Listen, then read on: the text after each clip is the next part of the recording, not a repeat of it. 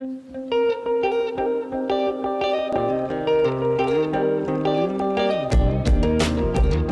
welcome back to the Bible in Context.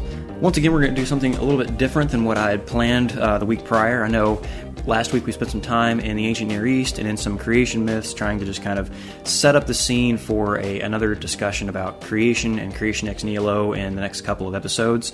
And I want to continue that conversation, and we will do that. But this week, we're actually going to pivot back to our long trek through Genesis and then continue our discussion of creation ex nihilo and biblical creation next week. Or at least that is the plan as of right now. We'll see how that goes. But that is a conversation that I want to have, that I want to get through. But we're going to have to hold that off for now. And this time we're going to jump back into Genesis 23 and keep on moving. You know, at some point we actually need to go back and do some more, some deeper dives into the ancient Near Eastern material from different perspectives and dive into some more text, because I think that'd be really cool. And it seems like it helps people to really just understand the world of the Bible that they're living in. And that's what we want to do is the Bible in context. We want to see the Bible in its literary and cultural context. So we'll have to dive back into those a little more at some point. But again, Genesis 23 this week, more discussion on creation next week. So let's go ahead and dive into Genesis 23. So what's going on here? Well, we just left Genesis 22, which in the last couple episodes, if you want to go listen to that, this is a real high point in the book of Genesis. Isaac has just been nearly sacrificed. He had a lot of links to a lot of other very significant sacrifices in the Levitical system or in Exodus. And Abraham, he also passed his high point test after coming through a couple of Exoduses and failing at different points. He has finally been given the test of his life, and he has passed it, maintained loyalty to Yahweh. And just go back and listen to those episodes for some good deep dives on that, and a significance to that story that is often not talked about because there's not as much attention on that two goats motif and some of the literary links between Isaac and the Day of Atonement and Passover and the ordaining of the priest in Israel and so on. So go check that out. I think that's one place where we don't want to find, again, Jesus under every rock. Every time we see something that reminds us of him, that's the author trying to remind us of the future Messiah. But in this case, there are some significant literary links that do point us to the seed of the woman who comes and that ultimately we see looks like Jesus. Then we had a short genealogy after all of that, where we're introduced to this character named Rebecca, just kind of thrown in there and mentioned. But again, we're going to see her again later, so we'll talk about that in the next chapter, actually. And then we get to chapter 23, actually into our context here. And this is where Sarah, she dies, and Abraham is going to bury her. That's the story in here. And a lot of people wonder, why in the world is there an entire chapter devoted to this, to Sarah's burial? So we're going to see some really significant reasons as to why the author included this story. Now, there's a lot of other places where patriarchs and matriarchs and just other significant biblical figures, even in Genesis, they don't get any sort of significant burial story. There's just a brief note, if anything, about they died and they were buried, and okay, let's move on. You got like a verse or a half a verse, and if, again, any mention at all. Sarah, her death and the story of her burial, and Abraham kind of trying to find a place to bury her, that gets an entire chapter. So there's got to be a reason as to why this is in here. This is not just something to skip over. Now, there is a lot of back and forth between Abraham and this guy we're going to meet named Ephron the Hittite, and so you might read this, and on the second or third round of them going back and forth, you're like, okay, I can skip this part, who cares?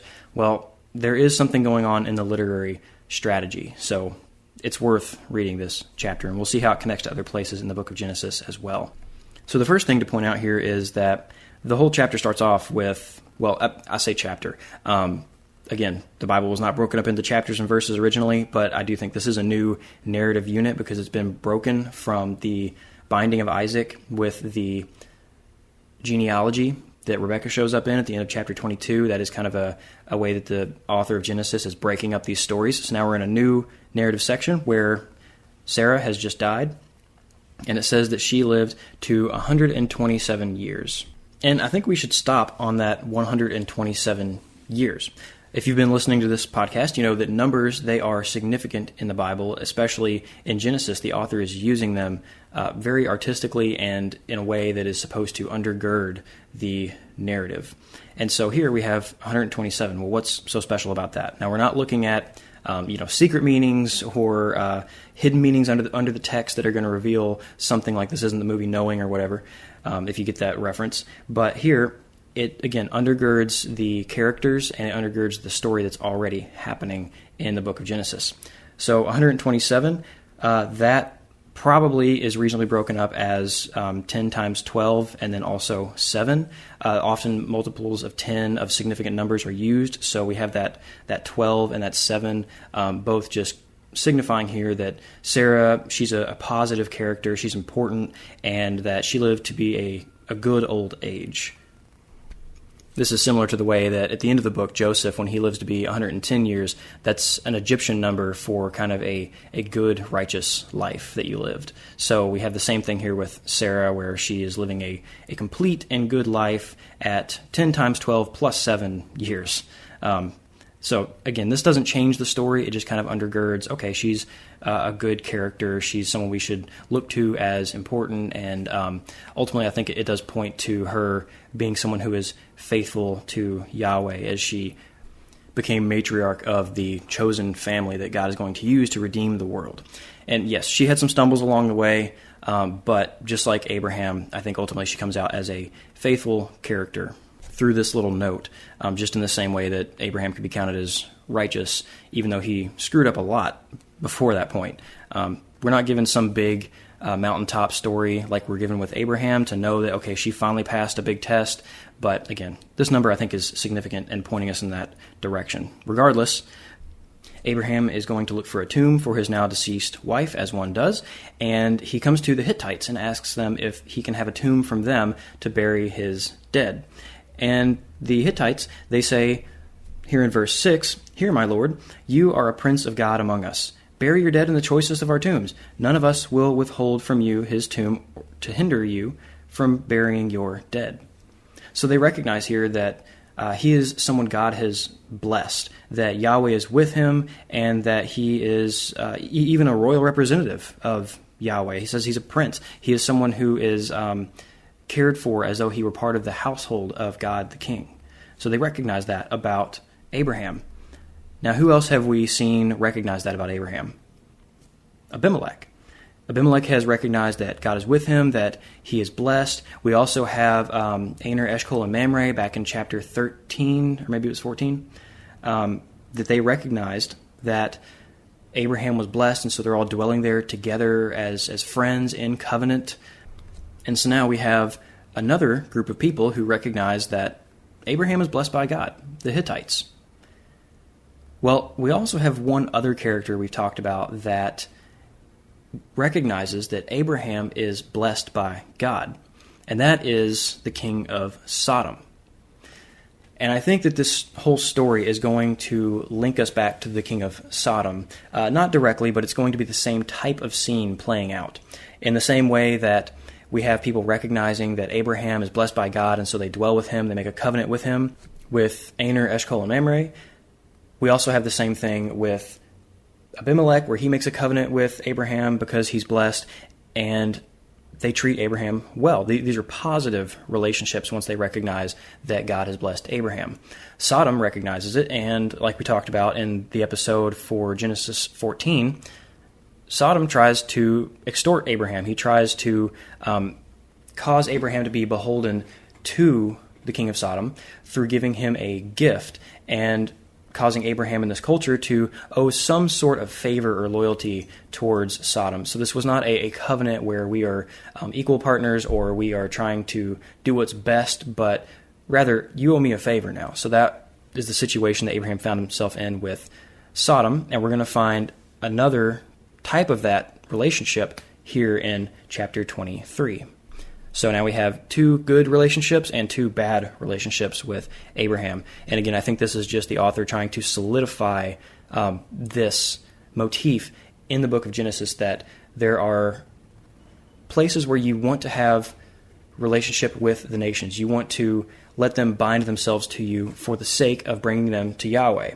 And then there's others who are trying to extort and be wise, and so stay away from that, because they're not coming to you to come to Yahweh. They're coming to you just for the gain that they can get from Him by your relationship with Him. Now, I'm not trying to try to import that into how we pick our friends today necessarily, but there's definitely something to be said for what do you want whenever you see God's blessing.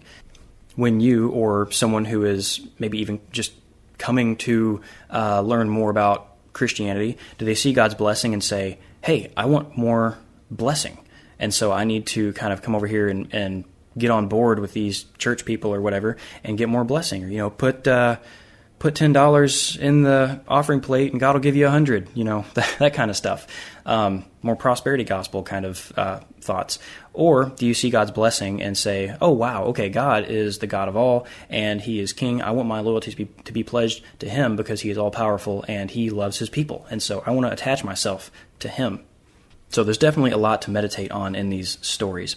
But regardless, let's go through and see how this is going to play out for Abraham in this second manipulative relationship.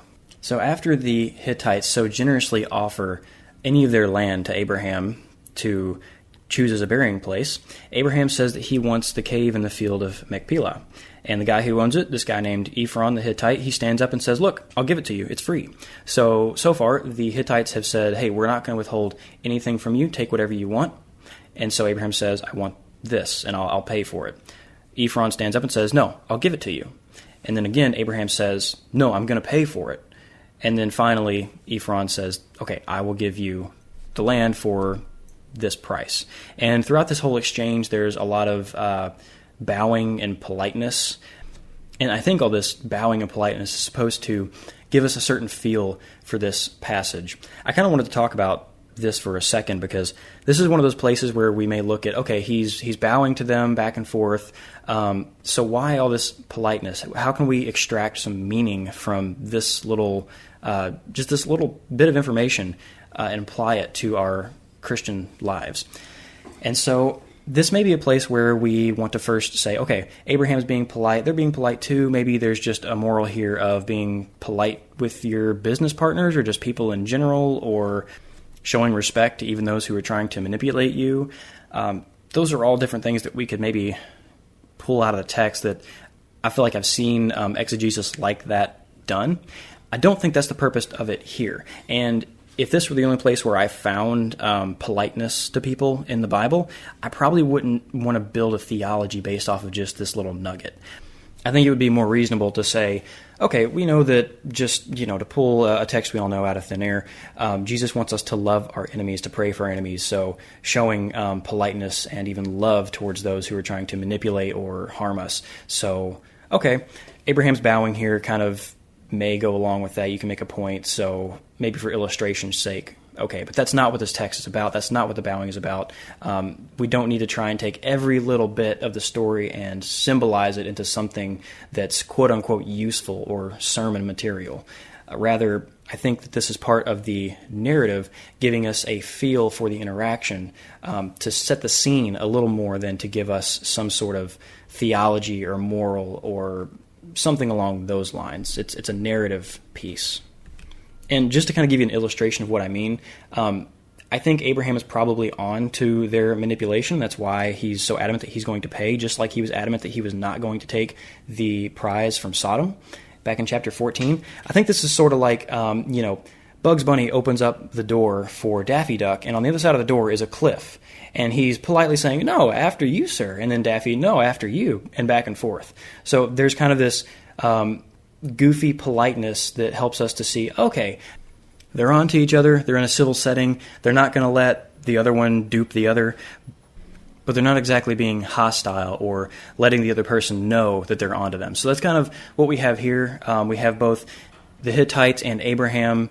The Hittites are trying to get Abraham to walk through the door off the cliff. He knows that's what they're trying to do, but he's not showing his cards, and neither are the Hittites. And so they're just kind of in this awkward little dance where they're going back and forth and trying to just win out in this little conversation. I mean, this is very much like what you see Bugs Bunny and Daffy Duck doing a lot, so I bring that up just to illustrate. But again, that's what I mean by this is a narrative piece. By them bowing to each other at each point, they're not starting to show I'm getting frustrated and I'm going to start becoming hostile, but I'm going to keep with cultural norms, I'm going to be polite, I'm going to get through this, I'm not going to show my cards, I'm not going to let them have the upper hand, and I'm going to, for Abraham, maintain my ties to Yahweh only and be in debt to no one else. So with that, by all means, be polite to your enemies and your business partners and everybody else, but I don't think that this is a point that we should sermonize on, and I just want to illustrate that here because there's a lot of literary features that we can take the wrong way because we're looking for theology or something like that. Sometimes it's just the author's way of setting the scene so that we're inside the right world as we view what's about to take place so we can properly understand it and interpret it and then derive, from that theology in our application and our life practice. Now, in this little business exchange, finally, Ephron concedes after the third round of discussion and says, okay, I'll sell it to you for 400 shekels of silver. And commentators go back and forth on this as to whether or not this was a good price or an expensive price. I think that I lean towards it being expensive, and I'll explain why. So we don't really have any record of the prices of land back then. Nahum Sarna, Genesis commentator, he brings up that there are some comparable land purchases from that period around that price, and so this might be a perfectly normal price that's completely fair. But if you look in other biblical texts where land is sold, this seems to be very, very expensive. Just for instance, David, whenever he buys the threshing floor for the temple site, he pays 50 shekels of silver. So some commentators will lean towards this is really expensive because the other biblical land purchases that come up are not this expensive. It really could go either way, and even in the book, I say that I lean towards this being a very expensive purchase because of the other purchases in Scripture. And I think that's what's most important because if we're going to read the Bible as a unified book, we had some author-editor go through this book as it was being formed into the Hebrew Bible, the Tanakh that we now have it as. And a lot of this was written from the perspective of his time period. And so there's a possibility that this author, editor, whatever you want to call him, had some ancient records of land purchases from back in Abraham's day, and he wanted to use that and import it. That's very much a possibility. He also could have been updating prices and things like that, or just using what he knew from his own day to be normal so that his own audience could understand it. Which is right, I don't necessarily know. Nobody can really figure that out, honestly, but it does seem that the biblical author does often update places and place names and different numerical figures for the sake of making it understandable to his audience and also to make narrative or theological points and so on. And also, just given the flavor of this passage, it seems like this Hittite exchange is meant to be portrayed just like the exchange with Sodom back in Genesis 14. This is a negative thing. So it seems like what they're doing is essentially, since Abraham's not going to give over and owe them some favor by taking free land at this point, let's just take him for all we can and really milk this exchange by charging him a lot for this land. If he won't owe us allegiances and favors in the future, at least we'll get his money now. So I think that's ultimately what's going on here in this passage. It makes sense in light of the other biblical land exchanges, and it fits the flavor of the passage here as we're comparing to Sodom and as these people of the Hittites are trying to coerce Abraham into owing them something. But by the end of this exchange, Abraham now has a plot of land in the promised land that he has purchased. So he kind of has a foretaste of the promise that Yahweh has given him, that he or his descendants will own all the land of Canaan.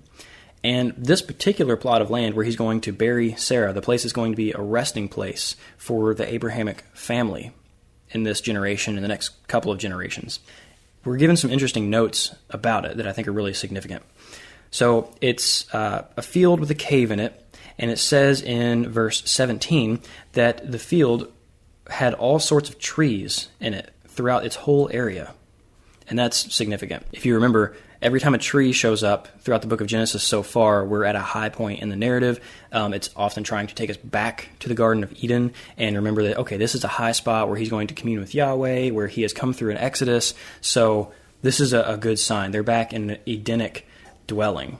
We're also told that this is near Mamre, which that's a significant spot as well. If you go back to the chapters we discussed Mamre, this is another Edenic post-Exodus spot that Abraham finds himself in, where there's trees and sacrifice, communion with Yahweh, and again, just a lot of garden symbolism that tells us this location is a place where there's a lot of high points in the narrative. So this is, again, we're back in this Edenic high point at Sarah's burial, and this is where the Abrahamic family is going to rest until the promises come to fruition and Yahweh redeems humanity.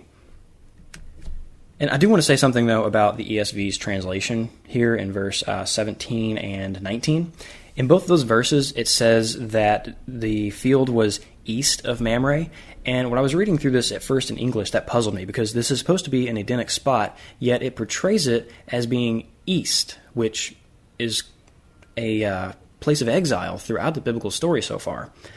So why in the world would this Edenic resting place be east? Well, if you look at it, and if you look at some other translations, it doesn't say east there. The first occurrence is lifnei, which is to the face of. It's in front of or near Mamre, not east.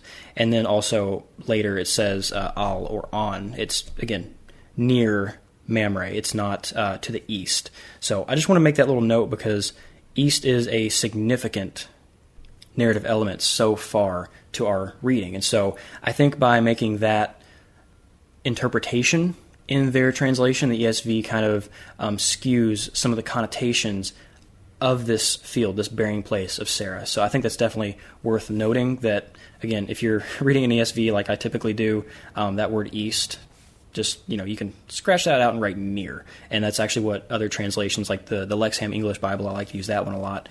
And they say it's near Mamre, not east. So this is a very, again, high Edenic spot where Sarah is now being laid to rest. She is someone who has lived for 12 times 10 plus 7 years, a full and good life, and she's buried in a very Edenic setting. And so I think through this, she is honored. She had her faults and her failures, but ultimately I think we're meant to see her as trusting in the promises of Yahweh, maintaining her loyalty to him and to her chosen husband, and bearing the elect seed that Yahweh would use to redeem the world. I think this chapter portrays her in a very positive light as it closes out her story, which is, a good way to end any story. So Sarah, in a sense, kind of gets a happy ending here, and then we move on to Isaac and Rebekah, her children, and the story continues. And this was a fairly simple chapter, and I just wanted to spend some time on it, just because, again, it's one that's easy to glaze over, because, okay, there's an entire 20 verses devoted to a little business exchange, and then Sarah's burial, whereas other burials throughout the text and business exchanges constitute a verse, or maybe two, if, again, those things are even recounted at all. So if there is something in the text that is strange, or it doesn't make sense, or we just don't understand why it's there, we should probably still assume that there is a literary strategy behind it, that the author has put it here intentionally, and he wants to make a point. He wants to use it to color the narrative in a certain way to help our understanding, or he wants to make a point about who are humans, who is Yahweh, what is the world that we live in. Let's look at all these relationships in a new situation. So, again, there is a literary strategy which is really to inform our understanding of ourselves, our theology, our life in Jesus. This is all here for a reason. And this time, the reason is to, again, show Abraham in a place where he has the chance to get something now that's good, but instead he wants his blessing to come from the Lord, and so he will not make covenant or deal or monetary benefit from anyone who would try to later extort that relationship, not out of loyalty to Yahweh and to Yahweh's elect. And then also we have, again, Sarah, who is honored by all this Edenic imagery and significant numbering in her story. So next time we'll move on to the story of Rebekah. She's going to show up again since we left her in the genealogy in chapter 22, and that one is a very cool one that I'm excited for. And again, next week, I think we're going to jump back into the creation ex nihilo discussion. And so I'm really looking forward to that. I hope it's helpful. And there's really a lot to talk about. So I don't know how long that series is going to stretch for. But again, I'm hoping it's immensely helpful. So stay tuned for that. And if you like what we're doing, if it's helpful, remember, like, review, subscribe, all those fun things. And thanks for listening.